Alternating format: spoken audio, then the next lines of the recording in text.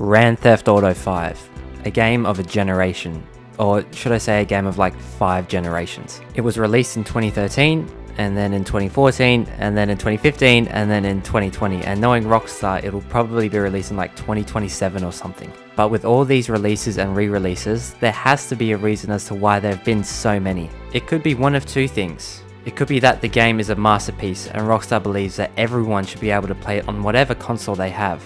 Or it could be that GTA Online makes them about $1 trillion every year. So yeah, I'm gonna go with the first option, believe in the good of a multi-million-dollar corporation. But seriously, there must be a reason that the game makes so much money. Like, it must be a good game, because you don't see a shit game make that kind of money. So, what makes GTA 5 so special, especially compared to other open world crime games? Now, that question can easily be answered, to be honest, and I'm sure there are hundreds of videos and articles explaining why. The open world feels truly alive, the 3 main characters are fun and unique to play as. I know, cowboy, it's okay, man. Give me a hug, yeah. The sheer amount of freedom the game gives you to mess around with, the amazing quality of mini-games that wouldn't feel out of place in their own separate game, such as golf, and the making sure you're not caught touching the stripper minigame.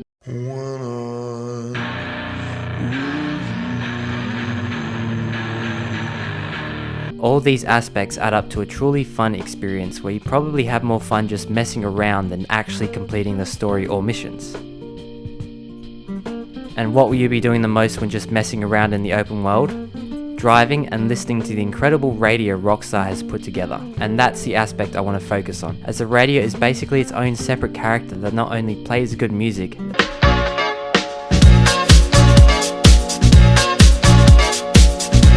also fits the setting of the game incredibly well. GTA 5 is set in Los Santos, a fictional city based off of Los Angeles and Hollywood.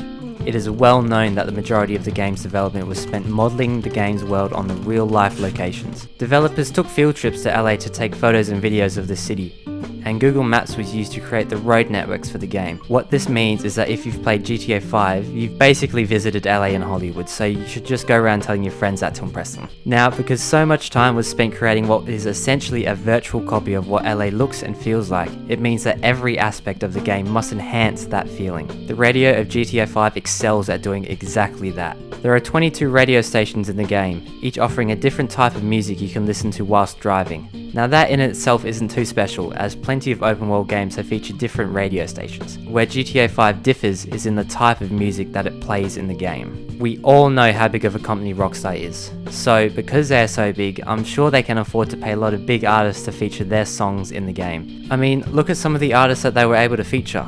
Britney Spears, the Black Eyed Peas, Kendrick Lamar, Dr. Dre, Elton John, Queen, Rihanna, Lorde. The list goes on and on of big name artists in music whose songs feature in GTA 5. Before and at the release of the game, these artists were a massive deal.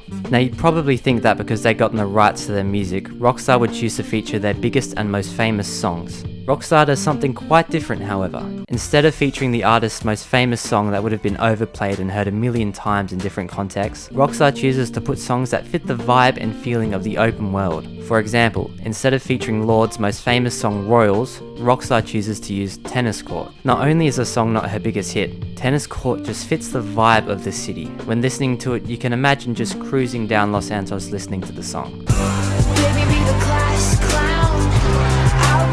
Royals, a song about being poor and queen bees for some reason, just would not work in that context, and Rockstar knows that. Same with Britney Spears and Rihanna. Instead of using Baby One More Time or Diamond, respectively both of their most popular songs, Rockstar uses Gimme More and Only Girl in the World. Again, both not the artist's biggest songs, but songs you can see yourself driving in Los Santos to.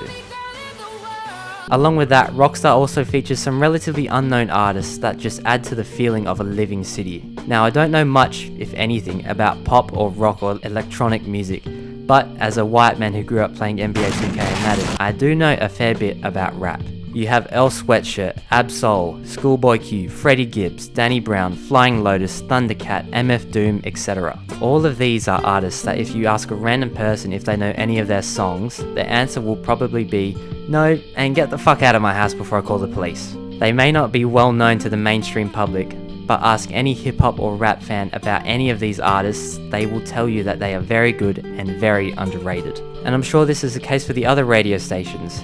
They not only feature famous artists that many players would know, they feature some underrated artists that the fans of the genre will be pleasantly surprised is in the game. This allows for anyone to turn on the radio to a station that plays a genre of music they like and know they will get songs that not only fit the vibe of the city of Los Santos, but also songs from artists that will make them go, holy shit, they have insert name of underrated but extremely good artist in the game. Oh my god!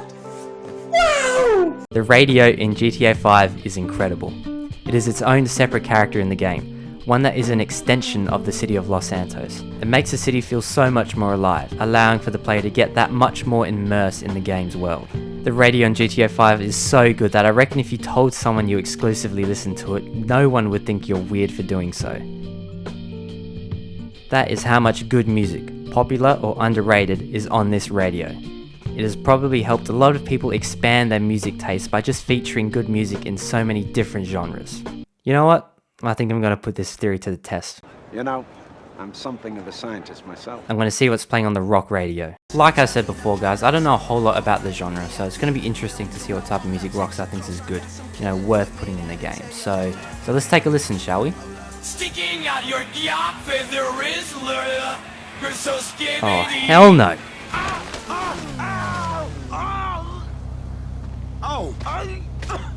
Oh!